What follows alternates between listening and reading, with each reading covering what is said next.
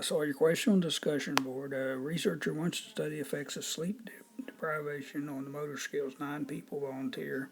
Here's their names. In random number, select a simple 3 subjects. Other 6 will go into a control group. I think you left off part of it. They directions. They tell you to go to pick the first 3 numbers in the third row, which you have done, 2, 4, and 7. So that's in the directions, but may have been cut off here partially. And so you want to select as you go third row and select the first 3 numbers, 2, 4, and 7 in the directions, which I can't quite read all the directions.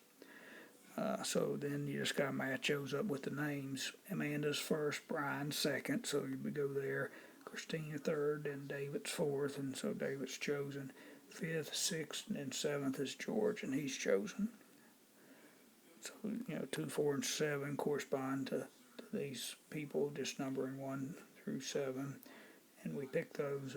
Direction said to go to the third row and start with this first digit here, which we're missing part of it. Hope that helps.